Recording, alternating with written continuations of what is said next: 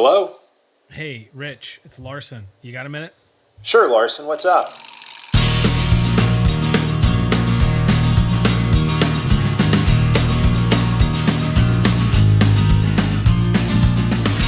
Well, hello, and welcome to the Got a Minute podcast with Larson Hicks and Pastor Rich Lusk. And today we're excited to have a special guest, Pastor Michael Clary from not Cleveland. You're not Cleveland. It's Cincinnati. Oh, don't do that. Not Cleveland.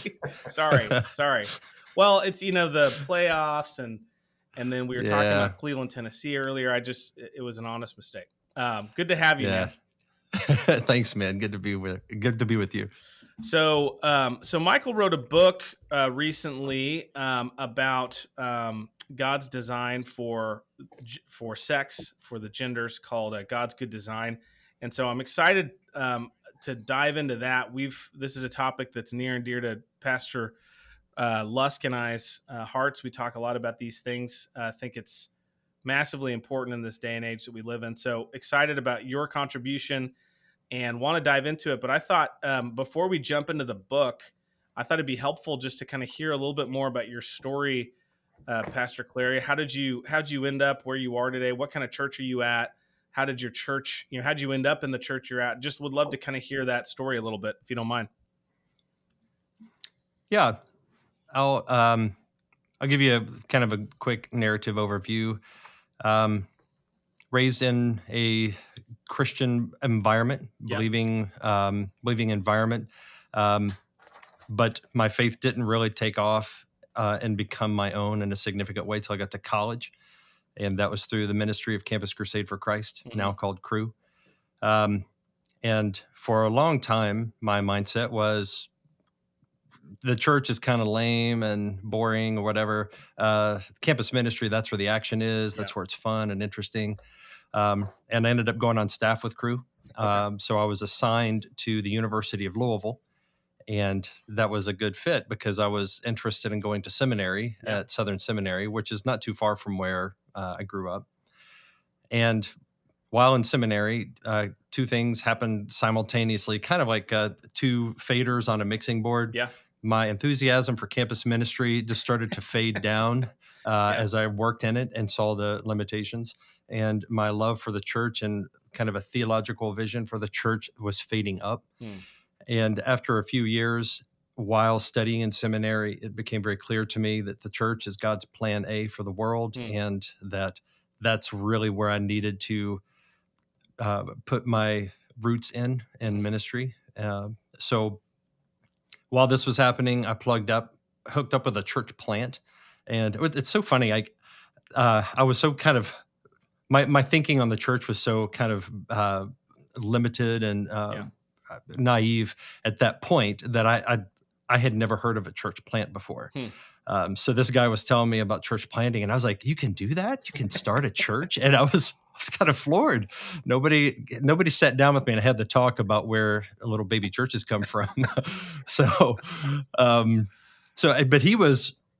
I plugged in with this church plant, and I was part of their core team. And so from the very beginning, I just got to see this thing go from vision to execution. And they tagged me as their worship leader. So for the first meetings up until launching the church, and then for a year and a half, about 3 years total, I was their worship leader.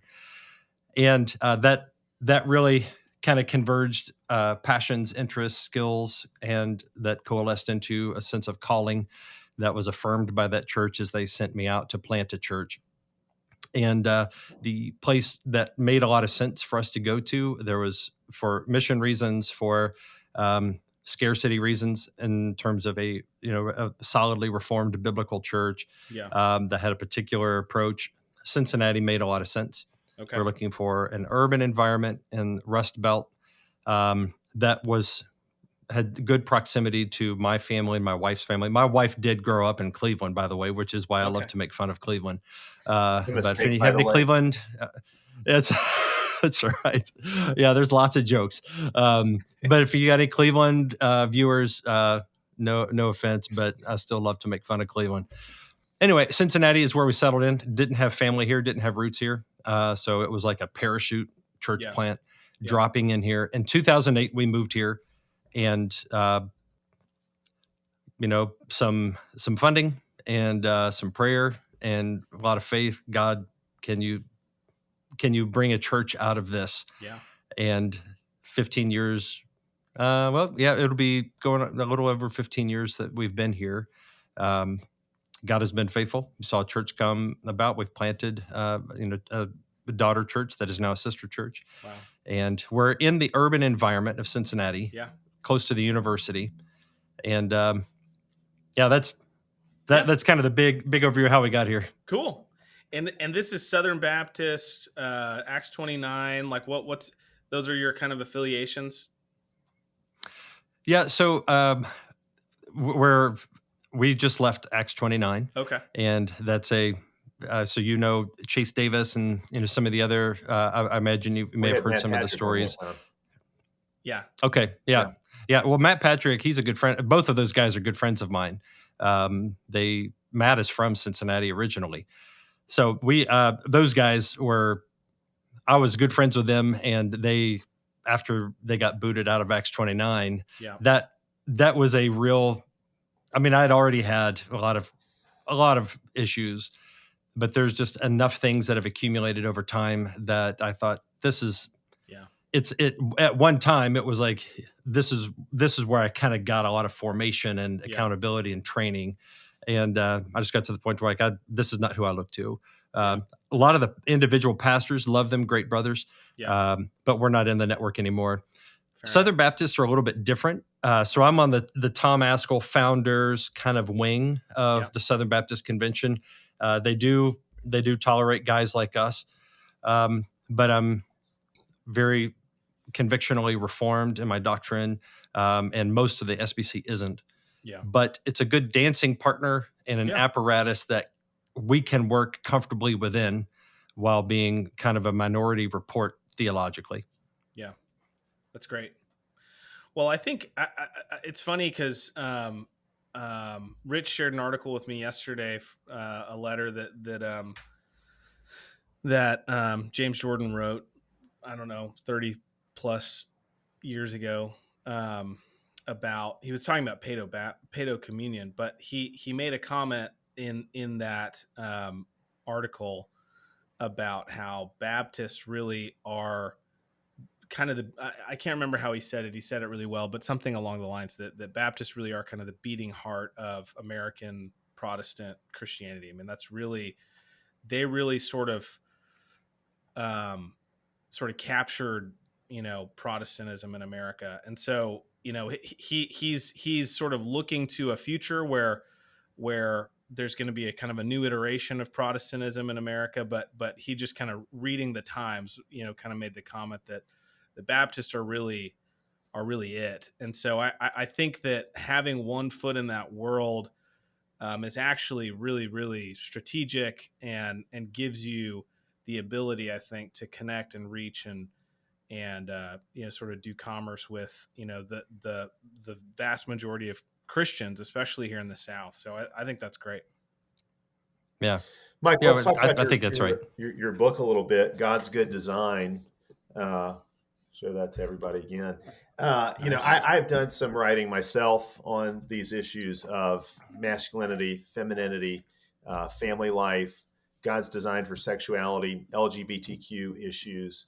I've done a good bit of writing myself in these areas, and I know how hard it is to write something that is, that is well crafted both pastorally and theologically. And I really want to commend you for your book because it is such a good combination of, you've written something that is really, really pastoral, that really, I think you could put in just about any, the hands of any Christian and they could benefit from it, but that also has a lot of theological and even exegetical depth. And I really, really do appreciate that. I also think this particular issue, I think a lot of people have made this observation, but this particular issue of sexuality, masculinity, femininity, the family, all of that is so important today. It really seems to be where the battle rages in the culture more than anything else. I think it's also, there's so much at stake in it. I think really it would not be exaggerating to say the future of our civilization is at stake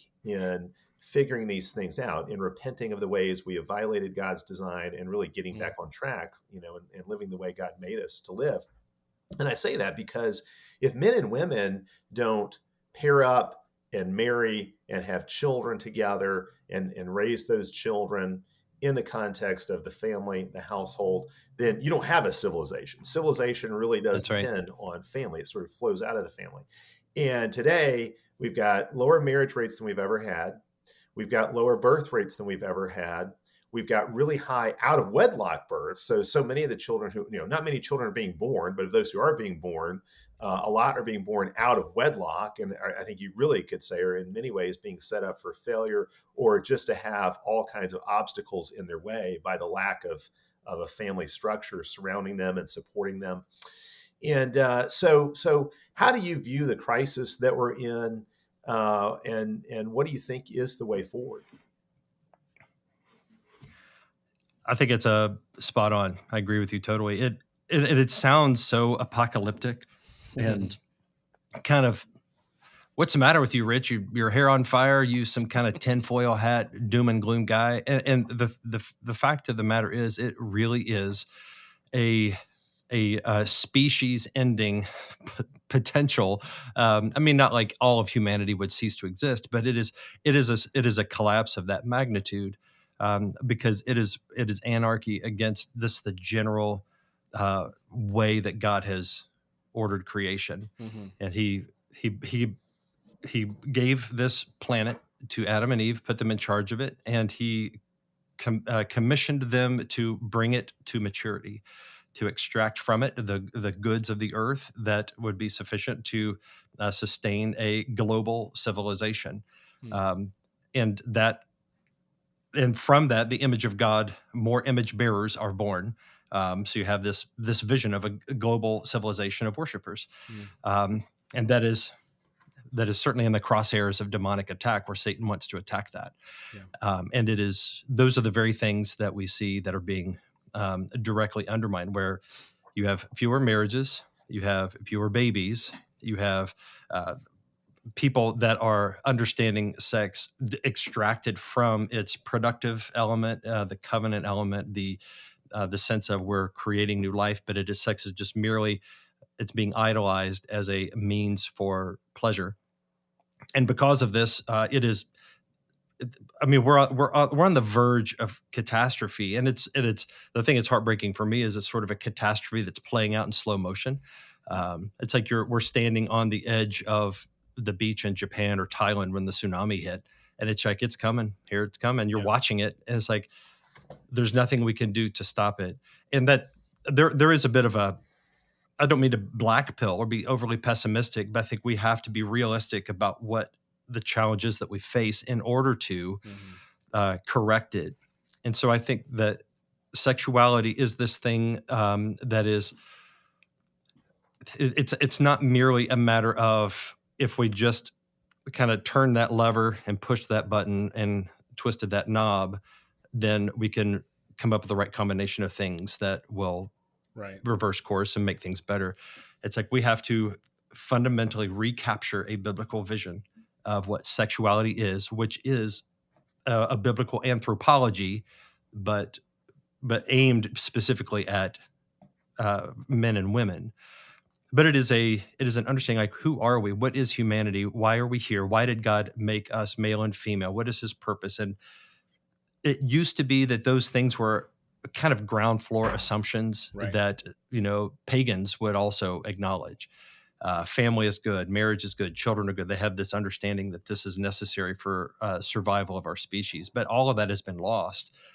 And so things that grandma and grandpa were just like, duh, that's obvious, now have to be explicitly spelled out to younger generations because they just don't hear it. Those messages are not embedded in our stories. They're not reinforced in our kind of mythical archetypes. And so it's like we have to go back and spell it out, kind of like the story of John Wooden every year with his basketball team. Like, this is a shoe. Here is how you tie your shoes. It's sort of like that, to where we need to say, okay, here's what a boy is, here's what a girl is, here's what boy parts and girl parts, and here's what they do and how God designed them to work together to create life. It's like we have to spell it out. So with the book, I was like, okay, we need a positive vision for something constructive and good that we can aspire to. The easiest book in the world for me to have written anyway would be this sort of launching grenades at all the ways that the world is broken. That's easy. Right. Right. What is difficult is to say, here is something good and beautiful, and we want to buy into it. So that's what I was aiming at when I wrote it. It's great. Yeah, and I think you hit your target. Like I said, I mean, I think the book is really, really well done, and I think you did do a very good job of not just tearing down false understandings of sexuality, tearing down LGBTQ. Although I thought you did a really good job dealing with that, but also building up a very positive vision that men and women can embrace. And say, yes, this is the kind of household we want. It's like if you look at Psalm 128, it's one of the clearest pictures we have in Scripture, I think, of the family as God designed it to function, with the man at the head of the table and the wife who is the fruitful vine at the heart of the house, and the children who are like olive plants bearing fruit around the table, and there's blessedness all the way around. And I think what you've done is really, in a lot of ways, given us a roadmap back to Psalm 128, and kind of fleshed out what this looks like in daily life. I actually I listened to something this morning. It just popped up in my feed. It was something from Jordan Peterson, where he was lamenting the number of unmarried, childless women over, I think it was 30, how rapidly that number is increasing. And you have more and more women who, obviously, because of a woman's biological clock, if she doesn't get married and get on the fertility train, so to speak, towards having children, she can miss it altogether. That train leaves the station at a certain point, and the window for having a child closes. And then it seems that there's sort of this epidemic now of women figuring out too late what would really make them happy. That they've been sold these lies that what's going to really make you happy is living like a man in terms of how you pursue a career. Maybe, flaunting your sexuality, that's called empowerment today, all those kinds of things. And then you've got all these women that are getting older, and it's then, of course, harder to find someone to marry. It's harder to have children. And they realize that, my career is not really going to satisfy me. I remember Shane Morris had a great comment one time. He said, the thing is, a lot of people sort of figure out and I think this is especially hitting females right now, but we can talk about the men's side of it too, but who, get into it, say 40 years old, and then realize, oh, wait, I really wish that I had gotten married and had a family. And at 40 years old, your life is statistically only halfway over. So the things that were really fun and exciting, for when you're in your teens and 20s and maybe even into your 30s, now all of a sudden are really not that fun. You don't want to do those things anymore. And you've got a lot of life stretched out ahead of you, barring tragedy. Yeah. And so what's that going to be about? And so, basically what I see these guys like Peterson or Morris saying is, there are going to be a lot of very angry, aging women in the future. So really, I had two questions. One, is there something that we can do about that now? And then number two, what should we be teaching younger girls to prevent that kind of thing from happening? If that's right, if what Peterson is saying and Morris, what they're saying is right, how do we prevent that from happening, at least insofar as we can in our circles? Yeah. Oh man. It's interesting. When I was writing the book, I kind of addressed so many issues across a wide variety of potential landmines, but I didn't know what would be the landmines that actually got triggered. And singleness is one of the landmines that I didn't expect. Yeah. But it makes sense, now that I think about it, that singleness is always a subject that comes up a lot. And you have in the Gospel Coalition, Christianity Today, that Aura, and many others, they're putting this out there as singleness is on par with is an equal good to marriage, and it might even be this superior, higher plane of spirituality, like Paul and like Jesus or something like this. And they're celebrating something. I personally suspect there's a profit motive there, because single women there's some more disposable income there. There's more free time. And so if you're a Christian, then you want to read publications that are going to affirm whatever lifestyle you're in. But as you say, I think you're absolutely right. What is fun at 20, 25, going clubbing, drinking, partying, whatever, it's like that it's weird. There was a video I saw going around the other day of Madonna. I don't know how old she is. She's in her 60s, I'm sure. But she was like doing this like kind of grinding in this, glittery outfit on a stage while she was performing. And it's just like, I don't care if her body is still slim and whatever. It's like, it's just weird at your age to be doing that. Let's say at And any age that would be problematic. Yeah. Don't get me wrong. Yes, it's problematic any age, but when you're the age there's something like mother, it's. I've heard Doug Wilson refer to those as day old donuts. Yes, I mean it is. It's just odd.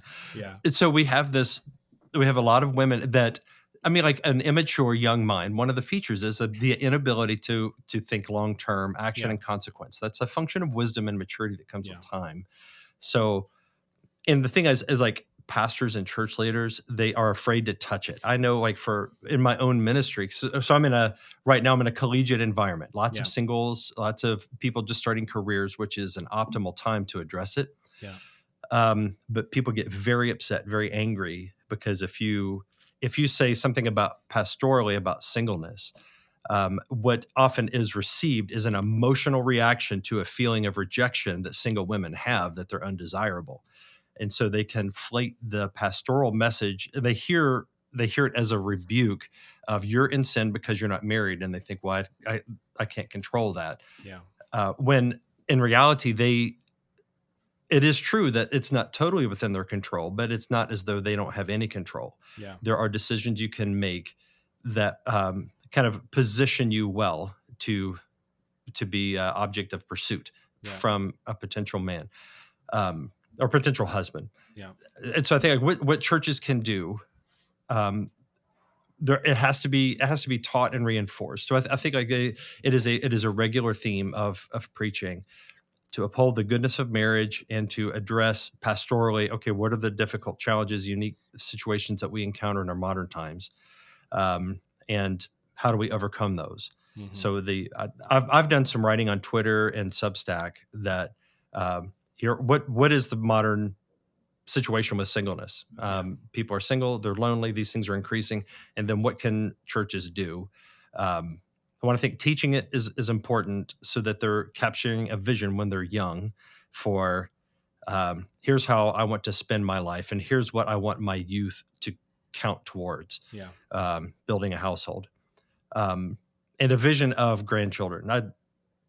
We often talk about children. I try to include grandchildren. So I try to think like, young men, have a vision in your mind of what your future grandchildren or even great grandchildren, which you may live long enough to see, what your great grandchildren would be like, and then reverse engineer what you need to do now to have faithful great grandchildren. And so if they have this vision in their mind, and then you teach practically for the men, it's somewhat straightforward. You need to equip yourself to be able to provide. So you have to master skills and to increase, maximize your earning potential, so that you can earn enough to provide for a wife and then children that God would give you. So you're earning, and then you're thinking intentional about pursuing a wife. And then what kind of wife? Give guidance on, if she says she's Christian, that lots of people say they're Christian. You need a like-minded woman who wants to build a household with you, and you know where you're going, and she can buy into your mission. For women, it's a little different, because because our culture doesn't value it and reinforce it. It's not just the expectation that maybe once was you could have of of course everybody's looking for a spouse. Everybody wants to get married, and so I'm just kind of entering into the stream that will eventually lead me there. It's like women need to put themselves in an environment where there are single men that are worthy of her hand, and and not put themselves in a position that makes them undesirable. So there, I mean, it's not just physical attractiveness, but it's also, um, I mean, it's difficult to say because a lot of people have already kind of obligated themselves in this direction. But I think it's helpful discussion. If a woman has, let's say she's put herself on a career path that will, if she's in college, it's going to be lots and lots of student debt. So let's say she's going to graduate with 50 to 100K in student debt. 50K is normal. 100K is not unusual. Yeah. And that means you've obligated yourself now to work in a career such that you're paying that off, Yeah. You gotta get a or return on your finding a investment. man. Yeah, exactly. And so it's like a lot of, if you're a young man, it's like, I make 60 grand a year and I'm falling in love with this woman and we're going to be in poverty because we've got $500 a month student loan payments Yeah. on top of all the other expenses for a degree that she will not use if we follow through with this household vision that we've bought into. Yeah. Those are practical things that pastors, I think, need to get involved in the details, and churches, the members of churches, need to vocally, openly support their pastor in doing that, because it's difficult work and it's painful, because a lot of times you're dealing with, okay, the ideal for you is out of reach because you've already committed yourself to things you can't roll back. Mm-hmm. So what is the best you can make out of what you do have? Mm-hmm. And that's where a lot of the prudential pastoral wisdom is applied in people's lives. And it's hard to do, but it is necessary to do. I'll stop there, Ben. I'm sure No, there's it's great, man. It's all a lot of really things I good could stuff. say.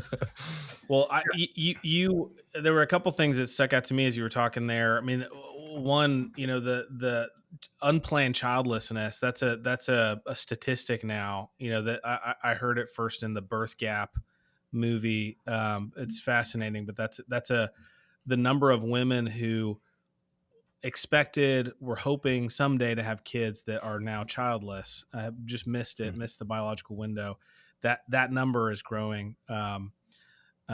You alluded, Michael, to a profit motive, behind feminism. I think the most obvious in my mind is just the supply and demand of the corporate workforce. If you double the supply of workers, men and women, husbands and wives, then you cut the unit cost in half. So instead of a median family income being at, let's say, $100,000 a year, because a single income man is making $100,000 a year, it's you can achieve the same with two people making half that, and that's what's going on in the workforce right now. And so there's a huge motive, to keep things that way. It's very short-sighted, but most publicly traded companies aren't thinking long term. They're thinking about the next quarterly earnings report. So they're very, very short-sighted.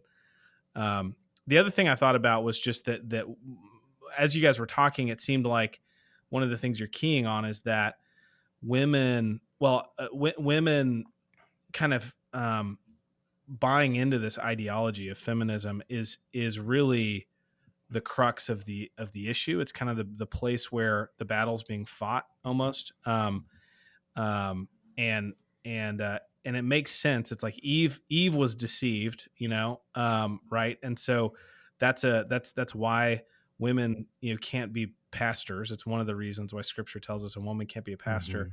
They believe lies, like, and when a woman is at the height of her power in the kind of sexual marketplace, something Rich and I have talked a lot about too, is really when they're imbibing the full court press is on pushing feminism. So it's like this short window of their life where they seem to be ascendant. They seem to have this power. They seem to have the attention and respect of everybody in society, that we worship, that phase of a woman's life. That's when they're most susceptible, I think, to this lie. And anyway, I'll stop there. But those were a couple of thoughts that came up as you guys were talking. Well, yeah, and I'll say a couple things about it as well because, Michael, I mean, I think everything you said is exactly right. Obviously, in any generation, there are going to be some people who do not marry. And in some cases, that will be because Sure. they are genuinely called to a life of celibacy and therefore mission. I've heard it pointed out that if you actually look at celibates in the Bible, most of them end up getting martyred. So it seems like Hmm. usually if God does not call somebody to a life of marriage, he's got something else in store for them that's going to be, some Sperm kind is of cheap, radical Rich. form of kingdom service. The idea that you're going to choose a single life just so that you can play and have more disposable income and time and that kind of thing, there's nothing in the Bible that would support that. And that's how a lot of people today have been trained to think about singleness. You also have people who wish they could have gotten married and the opportunity just never arose. And obviously, in those particular cases, singleness is experienced as a kind of as a trial, as a hardship, more than really as say a gift.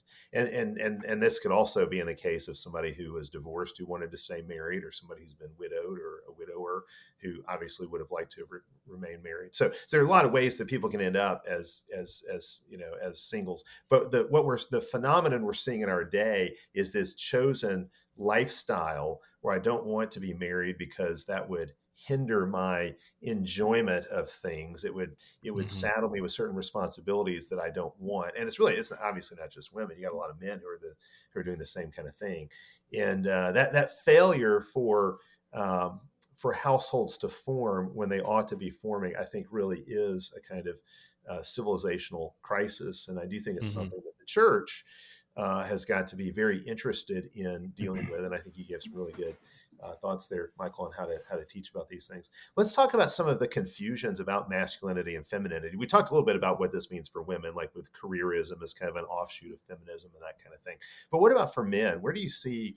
What are the trends you see with men and masculinity? We hear so much about obviously toxic masculinity today. What do you think the church's message for men needs to be right now? Well, the word toxic is interesting because it is a feminist framing of masculinity, and what is defined or regarded as toxic are typically the traits that a godly man would say, hey, those many of those are good traits. So it's like a masculine aggression, assertiveness, directness, those things. There is a way that can be perverted into evil ends, but that's also the spirit of masculinity that is redemptively used for creative and good purposes. So I think the message meant basically men are beat down, and this is, and I don't want to. It's not like they're victims. It's like I don't want to treat men like poor you, but I want to acknowledge that you live in a culture that venerates and to the point of worshiping women. Women can do no wrong. Women are hardly ever corrected. If there's ever a TV commercial or a TV show where there's some competition between man and woman, husband and wife, the woman always wins. The man is always going to her for instruction, or she corrects him, or she has the better insight. That's always what we see. And so there is a need to counter that with something that I think Michael Foster, he's a good friend of mine here in Cincinnati.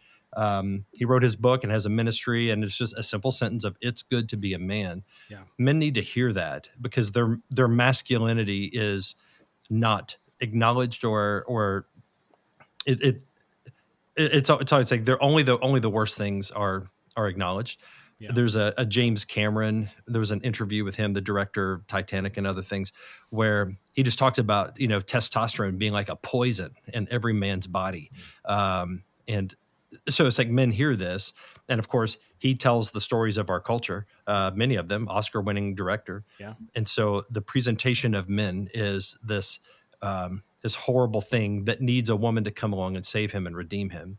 So men need to have their sins corrected and Yeah. addressed in a way that builds them up, and the same for women too, but it's different. I think with women. So if I would say if there is a where the imbalance is in our society, it is needlessly harsh with men to where they're just treated as having no value. They exist merely to serve the interest of women, but women can do no wrong hardly, Yeah. and they exist as objects of worship and veneration from men. Yeah. And so in the church, we need to make sure that the truth that our people are hearing is something that is reflective of the reality God created.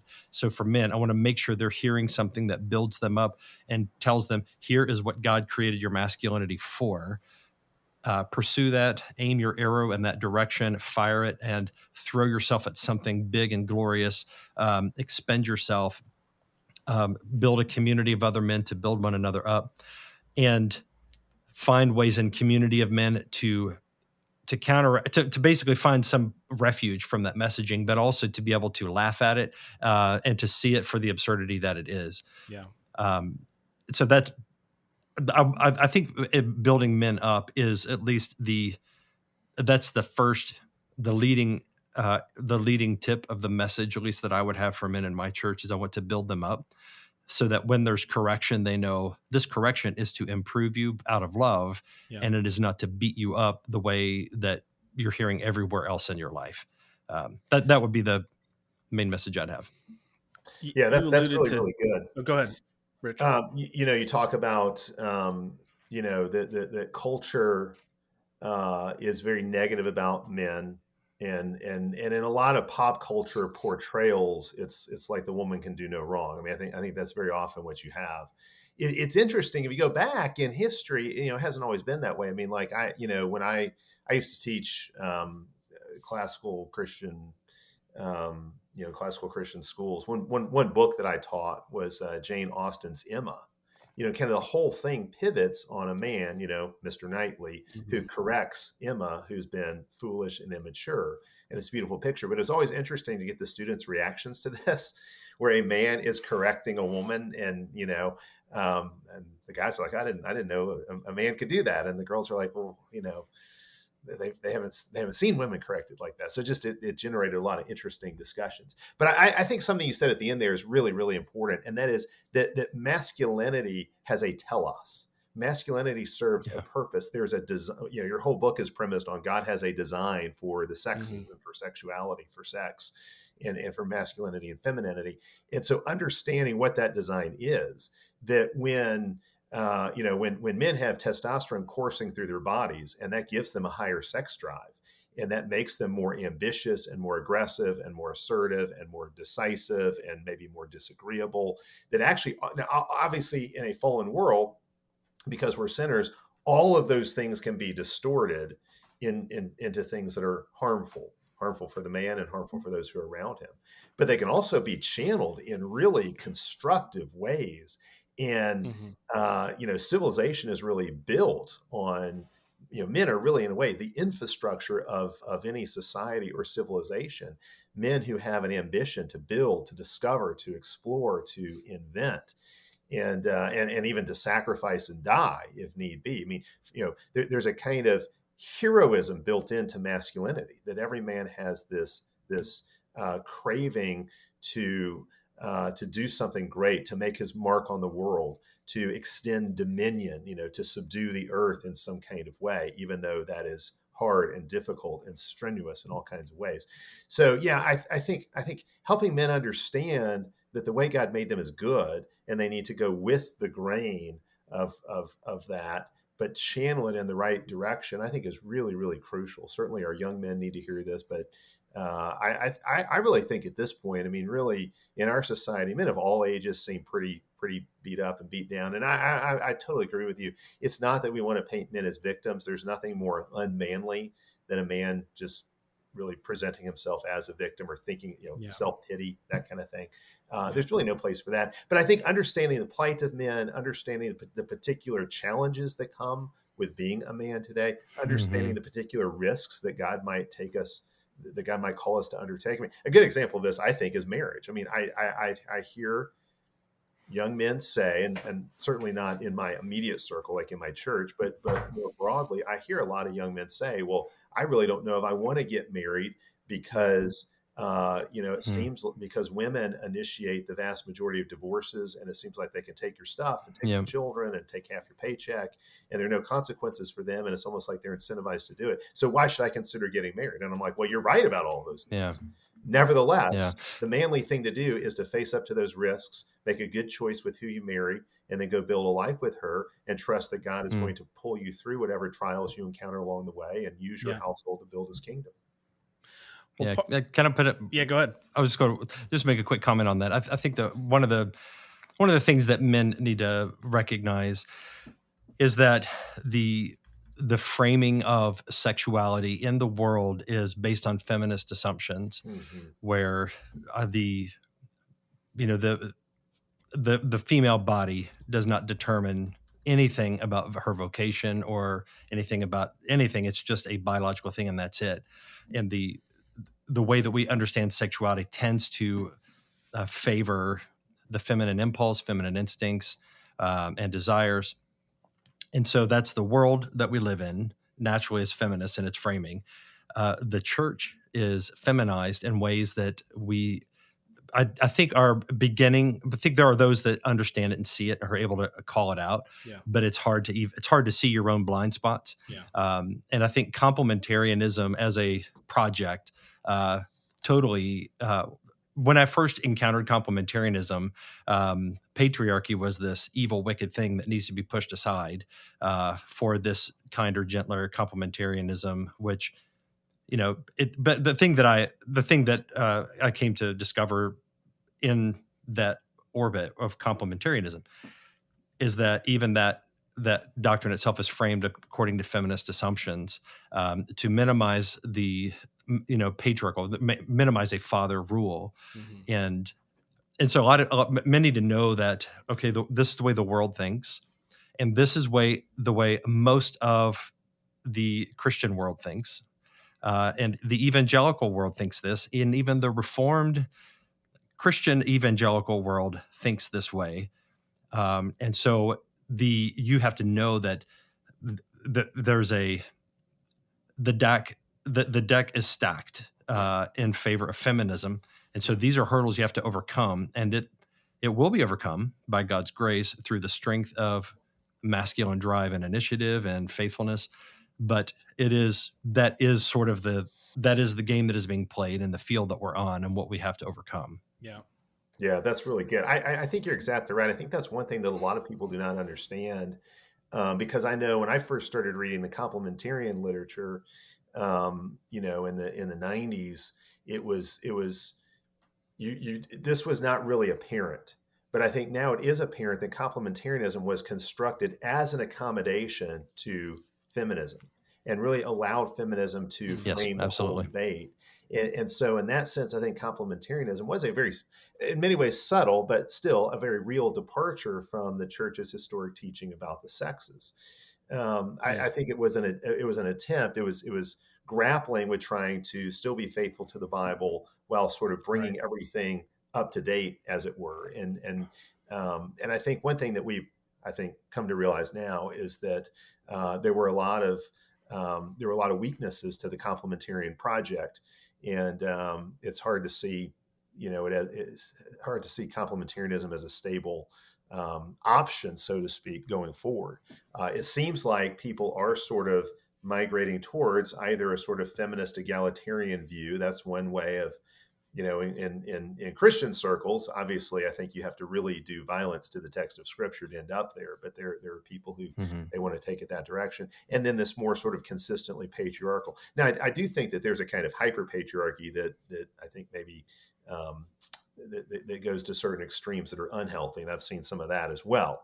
And so there's always going to be a ditch on both sides. But I think the recovery of a more robust patriarchal view here in recent years has been very, very helpful.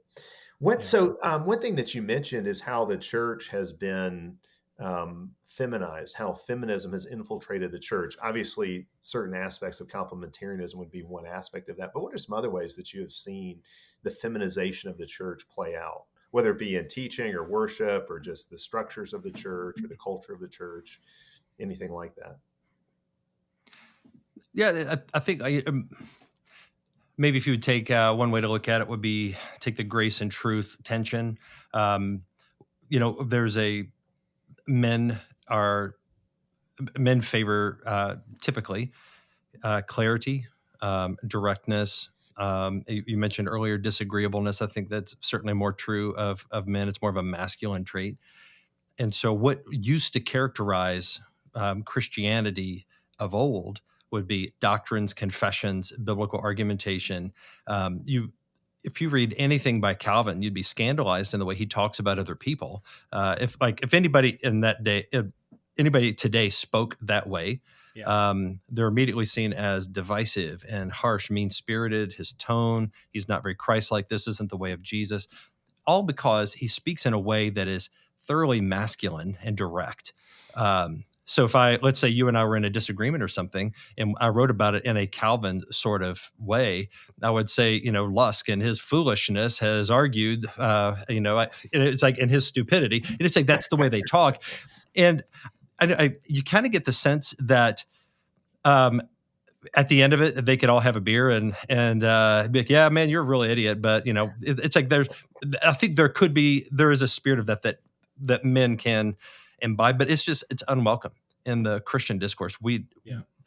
It's like when you get men together, that's when it comes out. Like at a men's retreat, I love when our church does men's retreats, because it's like there's something that comes out there that you just don't see men feeling comfortable to express elsewhere.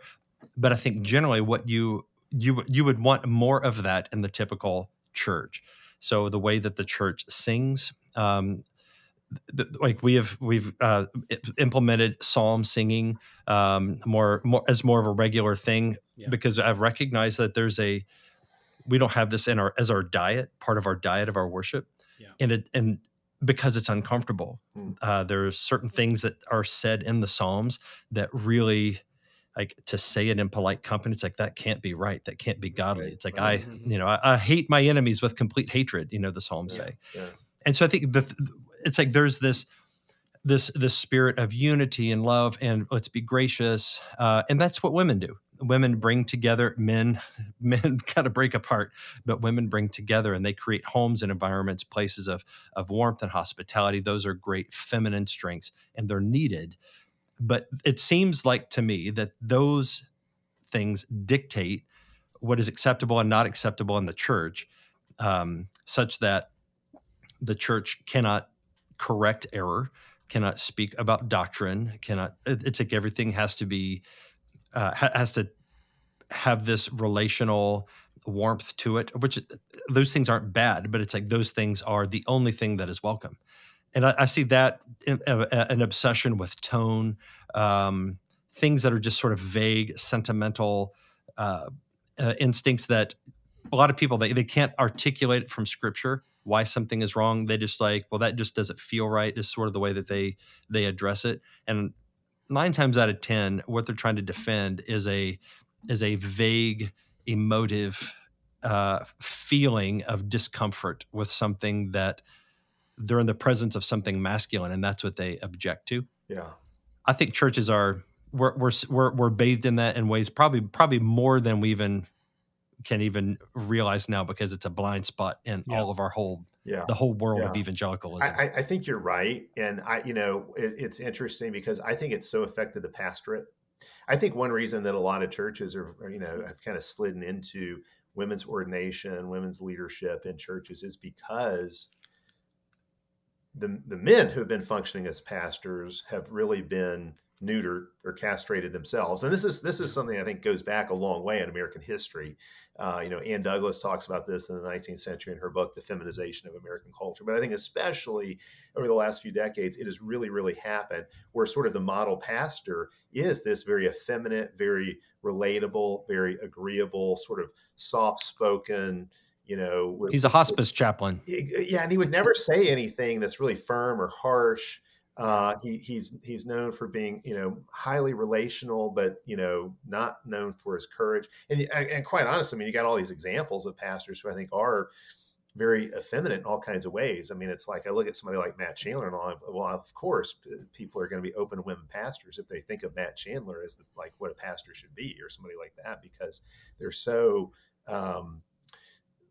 They're so effeminate in all kinds of ways and so accommodating instead of this, like, you think about what a shepherd is, like biblically, what, Yeah. if a pastor, that's just a word for Hmm. shepherd.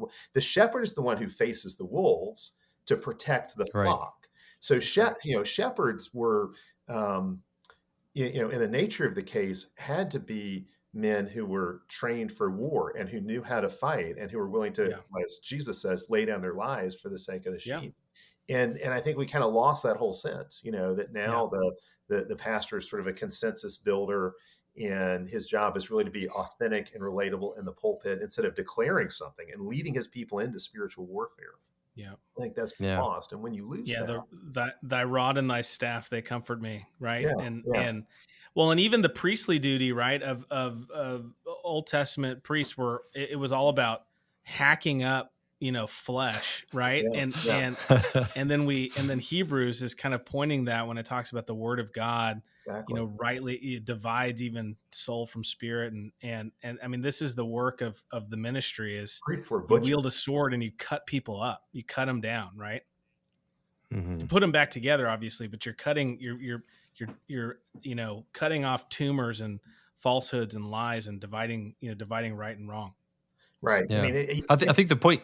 you think about that from Hebrews, Larson, where it Yeah, talks about the word as a double-edged sword, and if it's the pastor's job to wield the word, in the context of the assembly of the saints, what did a priest do with his sword? He cut the animals up.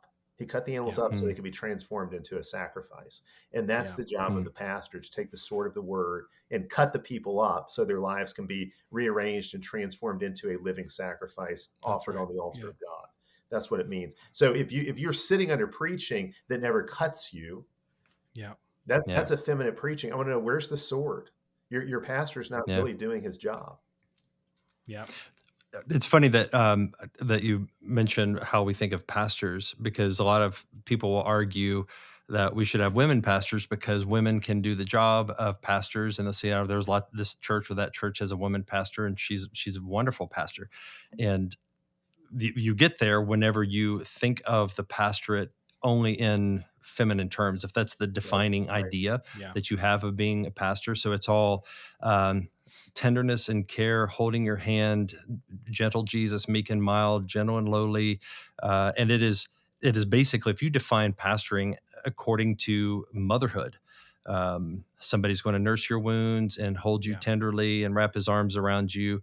Well, then if that's what a pastor is, then yeah, I think women are great at those sort of things. right. But a pastor is like, the word pastor itself implies pasture and shepherd. It is a sometimes violent occupation. Yeah, As you're describing the priesthood, you would imagine the priest, after doing his duty, he's soaked in blood, Absolutely. because it is a very violent work. And so whenever Peter preached, they came up to him and said, they were cut to the heart. It said, and they cried out, what must I do?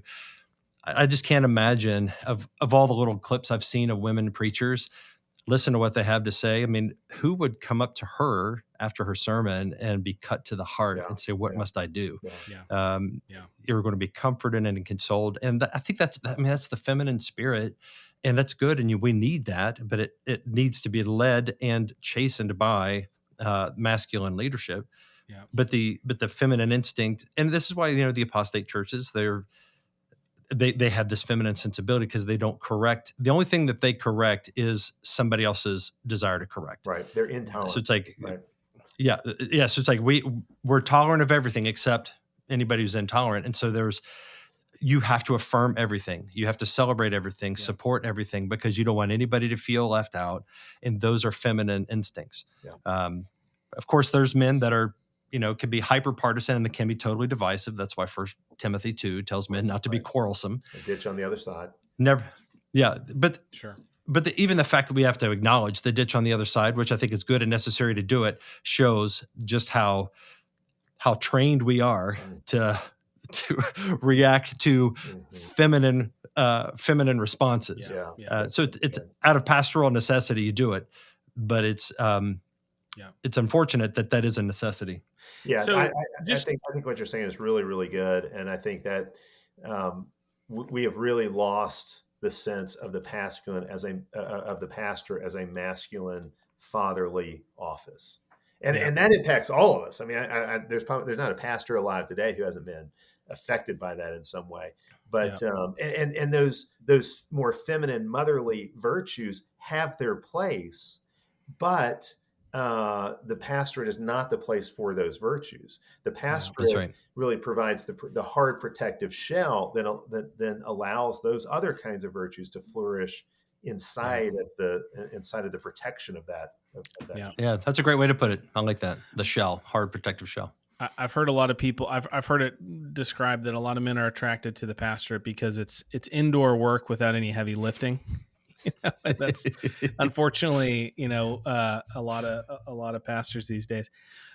Kind of coming back to the question of how do you sort of pastorally cast a vision for young men, towards masculinity. I think one of the dangers I see is you start to kind of get, red pilled on this stuff, and it's easy to kind of end up black pilled on this stuff, and to go down the manosphere kind of rabbit hole and sort of end up in a place where, you're angry. And so I'm interested to hear your thoughts on how do you cast a vision for young men in particular. How do you engage young men in a way that's going to inspire them, and a couple other maybe just ideas to sprinkle in there that maybe you want to address. But I think about the podcast, Nate Wilson's podcast, Stories Are Soul Food, and just that whole concept of stories, and the other thing I was gonna drop in there is kind of the idea of mission before marriage. Those are kind of two maybe springing off points, but you answer that however you want. Yeah, it's a cultural thing.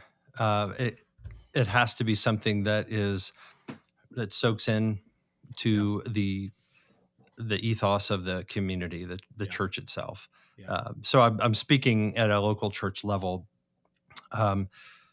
We've, in my church here in Cincinnati, we've had, I would say it's a unique advantage to create something that was born out of adversity, because the sort of things that we're talking about here became points of contention and conflict in our church, such that we had a significant exodus of members about a little over a year ago. And that it's like I fought against it. I tried to prevent that from happening, but it was the sort of thing that there was it became more of an inevitability. So I think, so if let's say that, what advice would I give to myself from 2 years ago before this went down?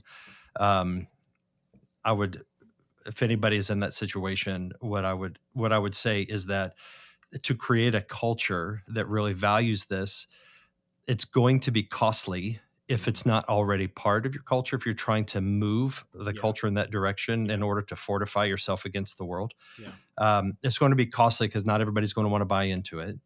But many of those people who don't want to buy into it have already bought into the church itself.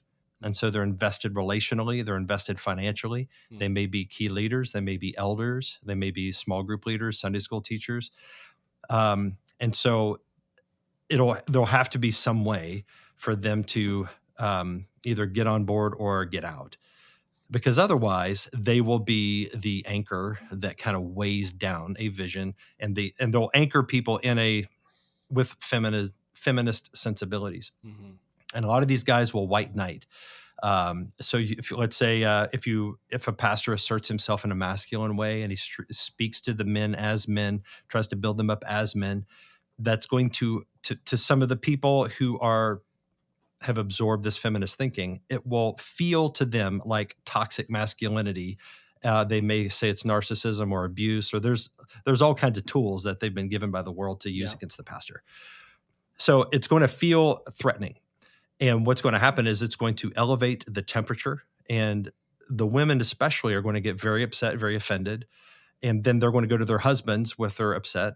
And he's going to want to defend his wife, or he's going to assume that if she's offended, he's been trained by the world to think if she's upset, then it's valid. If she's angry, then something's wrong, because you believe women. That's just what you do. Yeah. And so it might, and that's kind of what happened in my case, to where the temperature reached a point it kind of reached a breaking point Yeah. where I wouldn't budge on something, but I was conscious of, I have to be extremely careful in how I speak and act, because anything I say that if basically any sin that can be seized upon will be exploited and used against me. Hmm. So I was very careful and prayerful. It's like I must be calm. I must be gentle in how I speak. If there is sin, I have to confess it. I need to be want to walk in holiness and integrity, but I'm not going to budge on the important issue. And that unwillingness to budge, it just caused a temperature to rise, conflict, and then eventually departure. Yeah. That was painful and horrible, but it was a gift because those who remained are those who were like, yeah, I know what Michael's been talking about, and that's what we want. I want help building my household. I want to establish a culture that values this, and we did. So this has been about a year and a half since then, and it has been, it's kind of like, in one ways, it's painful after basically a split of a church. Yeah. Painful to heal from the attacks and the criticism and so forth. But it's also led us into a season of ministry that has been sweet and refreshing, to where we have men and women that are like, hey, we're with you and we're on board. Yeah. So then the staff that I had left and the elder that remained, I had 4 elders that resigned. The elder that I had left, we all said, this is the time to double down and to build as much infrastructure as we can to protect this culture. As you said, Rich, I like the idea of a shell, a protective shell. So we started a ministry. We're doing conferences, doing podcasts. I'm tweeting. I'm like talking. I published the book. The book was already in motion, but published. So it's like to establish like a beachhead that if people that come in to the church, they don't have to wait 6 months till the next time I address feminism or masculinity or whatever it is. It's like the pulpit doesn't have to be the thing, but rather the culture itself carries the weight. That's good. So there's and that frees frees us. So it's almost like it's like an immune system, a self-protection mechanism that's built in. And so how that might translate, that's just my story. But I think there's probably some nuggets that may translate in other contexts. Yeah, that's really, really good. And I would say that if you are having to teach on, say masculinity and femininity all the time, that's probably a sign that things are really unhealthy in your church. If you have a healthy culture in which men know who they are and they're comfortable in their own skin as men, and you've got women who are embracing their maternal role and who delight in having children and in nurturing those children as mothers and all, then you don't have to talk about this all the time, because it's being lived out, and that in and of itself is communicating something real. It's good, true, and beautiful. Obviously, you're still going to teach about those things as it comes, but you're not. I feel like for a lot of churches today, if the pastor decided to get faithful and teach what the Bible actually says about these things, they would go through exactly what you went through, where there would be this absolutely vision, this purging that would have to take place, because it would seem so radical to them. Yeah. When really we're just talking about the historic Christian faith. Yeah. Just sermons that convict of sin, of the sin that the text itself is speaking against. If you just do that, if you have the stones to just do that every Sunday, you are going to out yourself, and as somebody who is a man who leads as a man would faithfully.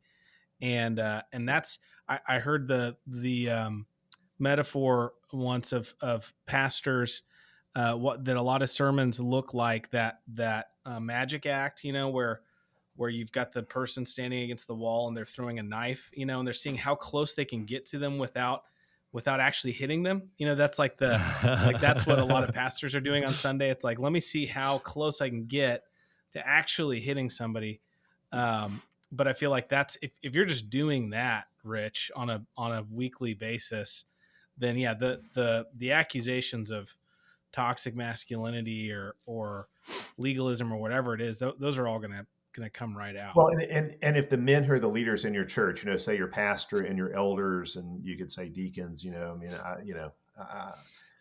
the men who are the leaders in your church, if they are modeling this in their own lives, so they're living out godly masculinity, godly headship in their homes, all that also really creates a context, in which this kind of teaching can be well received. I think because people are seeing it lived out, and it it's very, very helpful.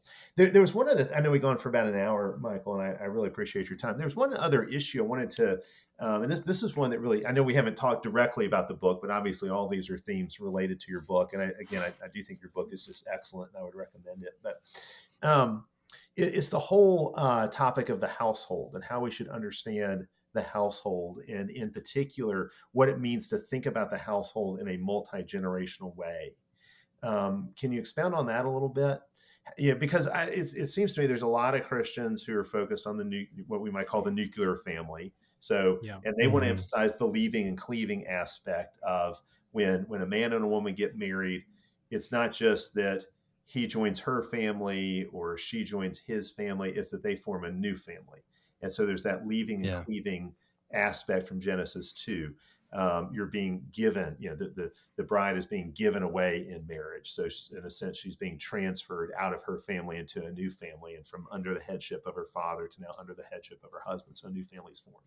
That, and then you've got, of course, also those who want to really emphasize the multi-generational aspect of family life, that the household is really bigger than just the nuclear family, and that, we need to be thinking not just about moms and dads, but, grandmothers and grandfathers and all of that. And so walk us through a theology of the household and what that might look like practically if it's lived out in an ideal kind of way today. Yeah. This was the idea of a household, and just as the more I understood it, was one of the biggest. It was like a key that unlocked a lot of things in my thinking,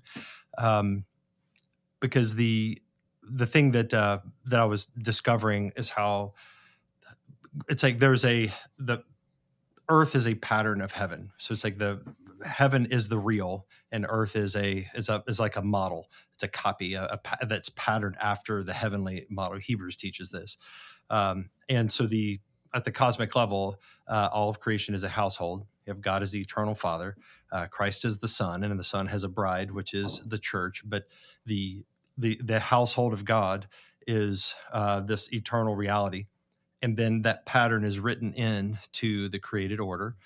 So Adam and Eve were a king and a queen, a father and a mother that had a kingdom to oversee, and the way that household expanded was through they'd get married and have children, and those children be raised to be, to worship the true God, and so on and so forth. And so to see that this is actually a design feature built in from the very beginning was really pivotal. We have in the modern world family, the nuclear family, which is too individualistic, too atomized, but it is the world that we live in. So we can't just turn back the clock and say, well, I want to live in, 4th century BC or something, whenever they did this differently. It's like we live in this time, so we have to apply what we see in the Bible to the modern world, and it's kind of a connection that I try to make. But if you define household biblically, there were 4 elements. There's an element of kinship, so that's blood relations, but could include, people kind of bolted in, like widows, orphans, Sure. adoption, that sort of thing. A second element being authority. So you have a hierarchy. Father is the head of the household, and then there's other layers of formal and informal authority within that structure. The third element is work. So they're doing something. So the household work was oriented towards providing for themselves. So the work needed to provide for themselves, the work that they did.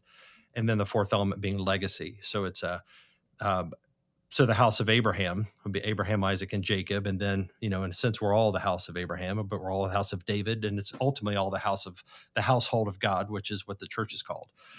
So it's like these household structures are different layers and sort of thing. Abraham's house, even before he had children, I believe it's 315 fighting men were born in his house, but he had no children. So his house was obviously maybe more like a village. Yeah. And the idea of the authority part is it's like kin. I did some study on the etymology. It seems it's not conclusive, but it seems as though kin is related to kingdom. So it's like the rule of a kingdom has a family element to it. Of course, that's always, you do see king and queen, princes, princesses, and so forth. And so that's that unlocked a lot of things for me in trying to understand what the household is designed for and how that household functions. And one of the big insights that was helpful was understanding how headship and submission works in that environment. Because when we think of nuclear family, we think, well, husband, he works at his job, wife works at her job, kids go off to school, so they got their thing. So the thing that brings the household together, it's like, well, there's this address that we live at, and then, we'll eat and have some entertainment, maybe go on vacation, but the household isn't producing anything. Yeah. So what is the husband head of really? And so a Christian, let's say a reformed man, he's like, I want to be a godly man. I want to lead my household. And so there's not much left for him to exercise headship over. Yeah. And so he's trying to exercise headship over something that typically would be his wife's domain. It's like she would be the one that is focused on the home. It's her priority. It's her domain. And so he's kind of intruding into something that is more naturally a feminine space and trampling on her rightful domain. And so she's like, if he's like telling her, it's like, well, here's what you need to buy at the grocery store, and here's the meal plan, and I want to manage everything. It's like he becomes a micromanager, thinking that he's obeying God, but in a way, it's like he's limiting her domain. Yeah. And I think there is some legitimate criticism from women who are just, there's like the caricature, the stereotype of like it's like she can't do anything. It's like it's like, so for her, marriage might seem like there are those that would say like marriage is like a prison sentence. I'm like, well, if he is not giving her dominion, something legitimate to rule, then there's going to be some friction there. So I think if we can have this idea of a household in mind, it's like, okay, there is something that we are taking dominion together as husband and wife. Now the husband, he sets the direction. What are we about? And I would say every godly household should at least include an element of, at least the primary product of our household is raising the next generation. The product of our household, the fruit of it, is children who are establishing our legacy. Now from there's a division of labor. I do this in my house. My wife has certain things that she's responsible for, and I don't get too involved in that. But my headship is exercised, and her work is oriented at something. And when I exercise headship in my home, it usually is to remind her, what are we building? It's not, I don't like the meal you made. It's more like, hey, we're trying to teach our boys something here, sweetheart, and you are coddling them too much. They need to be strong. And so like when we have differences, it's often those sort of things. Like we need these kids to learn these things. Here's how you can help with that. Here's something that you need to reinforce. Here's maybe a way that is being impeded. But is not so much into micromanaging what TV show we watch tonight. And that's where it gets a little goofy. So for me, that's how I take this ancient idea of the household, but apply it in a modern context that is different, but we can retrieve some of that without turning into this weird kind of Amish little village where everybody lives in this little farm or something. It's like that. I just think that we have to live in the world as it is now, but apply the timeless truths. Does that answer the question that you were asking? Yeah, that's really, really good. I think that's incredibly helpful. Obviously, I think the whole concept of a household has been largely lost on us today, and understanding that a household can have a mission, and that's what gives a household its cohesion. I mean, it's interesting to me, like in Genesis 18, Abraham is instructed to teach his whole household. So as the head of the household, he's got the responsibility to teach his whole household in God's righteousness and justice, and I forget all the things that are mentioned there. But basically, I mean, that's his task, is to train his household in the ways of God, and of course, God says that through that, this will be a way that his mission to the nations is carried out. So, obviously, we always think of the church as central to that, and the church is central to that, but the household has a role in that as well. And so having well-ordered, well-structured, and purposeful households, it seems to me, is really, really important. The direction I always go on this conversation is business, is kind of primarily business. That the Proverbs 31 woman is not sitting around, cleaning the dishes, although I'm sure she did plenty of that, and diapers and all of that. But she's got employees, and she has a real estate enterprise, and Mm-hmm. she's taking products to market. And I tend to think that the ancient and the biblical wording of household is really, really significant. And even the qualification of an elder, in Titus, an overseer, that word is oikomenon, right? Oikomenon, a steward. So it's a steward. It's a household manager. Yeah. In my mind, it's a businessman. It's somebody who has proven that they successfully know how to run a household, a economic enterprise.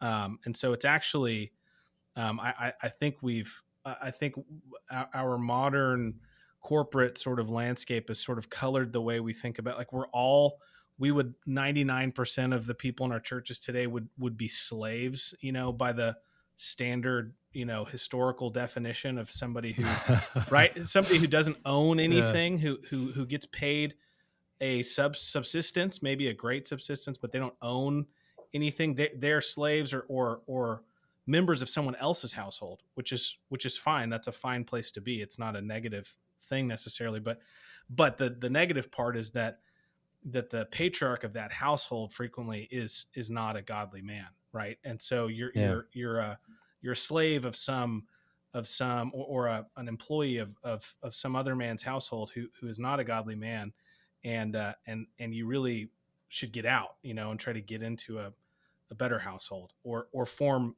or form a productive household of your own.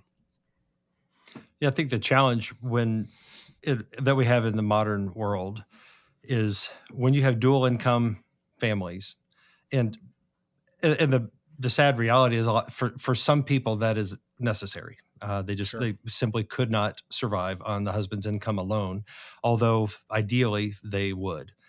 But if you have a 2-income household, what you end up with is, because work needs headship. You have to have hierarchy. You have to have direction and management. Totally. So if a husband has a job and the wife has a job, she functionally has 2 heads that she has to answer to. Yeah. And so my wife, she's a registered nurse, and so she works 2 days a week at a crisis pregnancy center in our neighborhood. And our kids are at an age where it isn't disruptive. And just in the last couple of weeks, we've had to work something out to where they have this ministry they've run to women, pregnant women, that they're trying to encourage them to have their children and not abort them, right? Because there's a Planned Parenthood right across the street. They give training and resources for them, and so it's in the evening. And so my wife is like, well, they're asking me to run this program on Thursday nights, and that would mean 26 weeks a year, like half the year, I'd be working one night a week.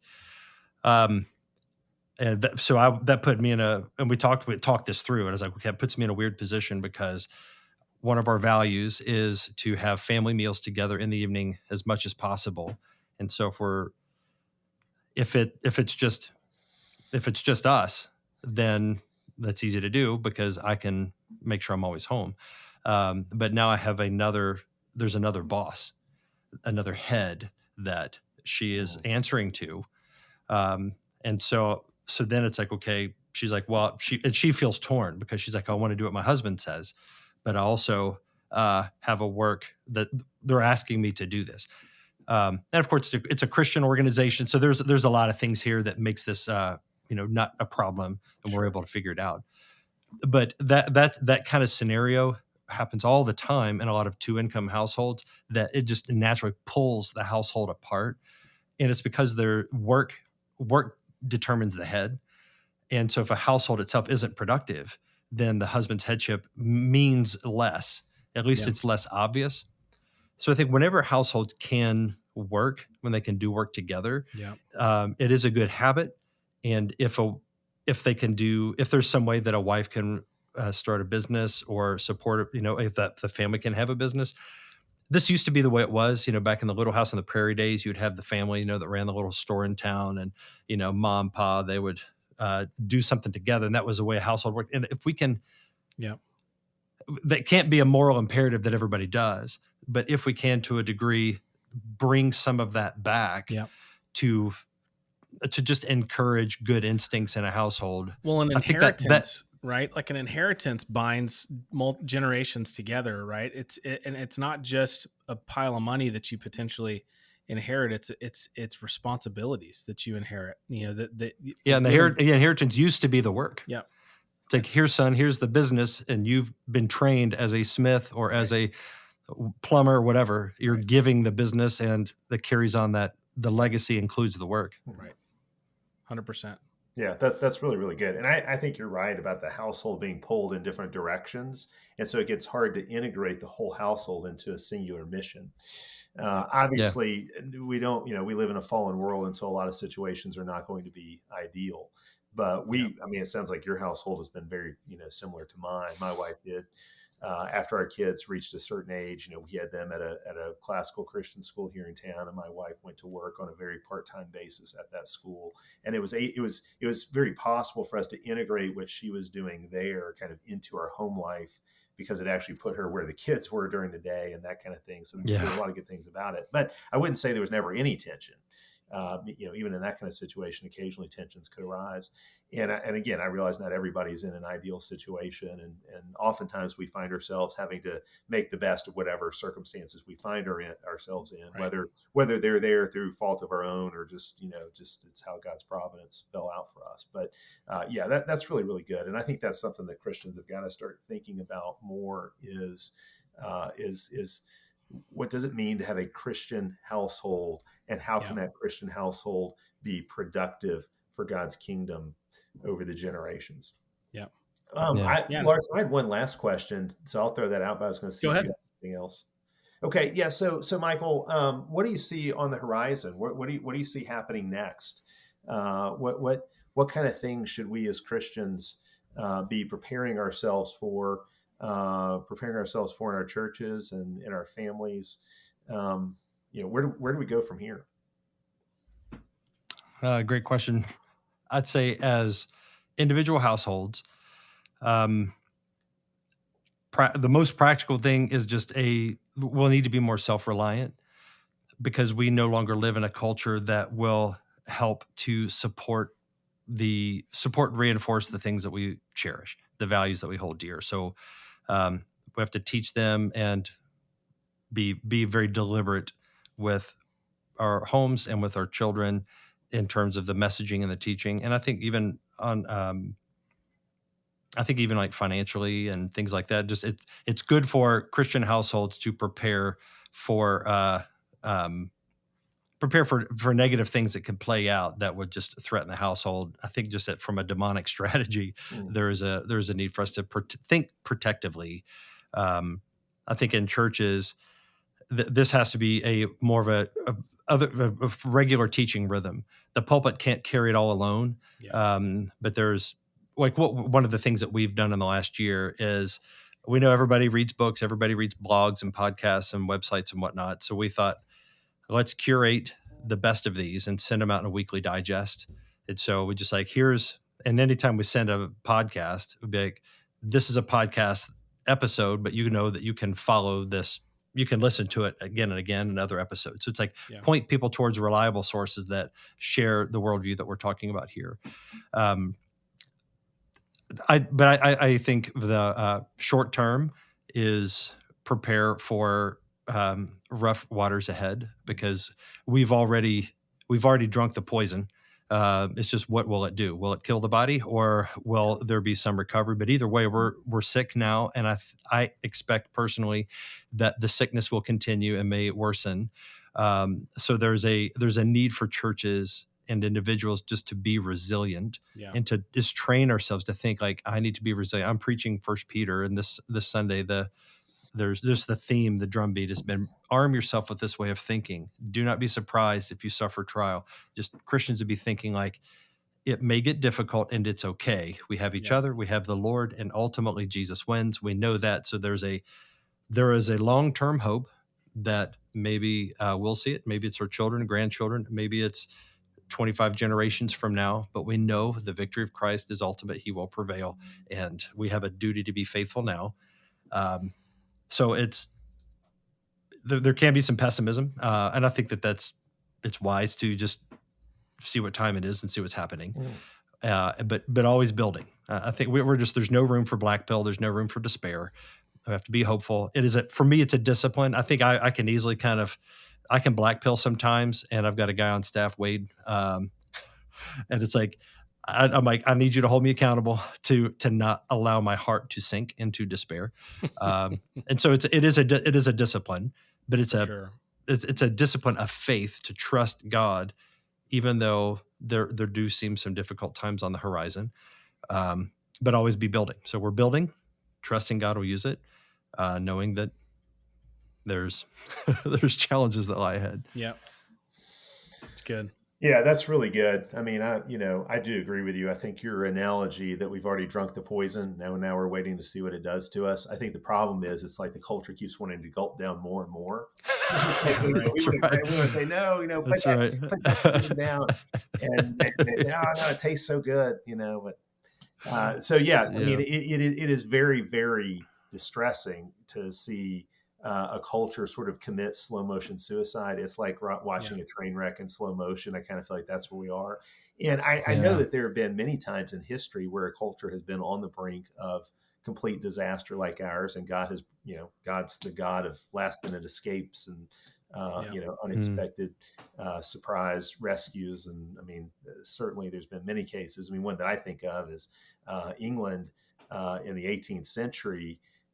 Prior to the First Great Awakening, you could point to a lot of things going on in England and really throughout the British Empire that were very similar in terms of just sexual corruption and economic corruption and what was happening in universities and so forth, the political corruption, in many ways analogous. And of course, God gives them what we now call the Great Awakening, and through the Wesleys and Whitefield, and then, Edwards over here in the, what were the colonies at the time, an explosion of repentance and revival in the churches. And of course, that had all kinds of cultural consequences that really have carried us through in a lot of ways down to where we are now. I mean, we talk about sort of living off of the fumes of Christendom. Well, a lot of the capital we're still living off of was built up in the aftermath of the First Great Awakening. Of course, obviously, before that too, but that had a lot to do with it. And that encourages me that, it's not over for our civilization.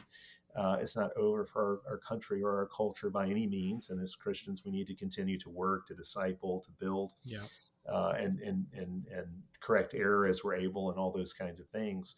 But yeah, I mean, it's also, if you just look at the trajectories and the direction, it's very hard to find any reasons for optimism, because it seems like, really, that's what I mentioned at the beginning.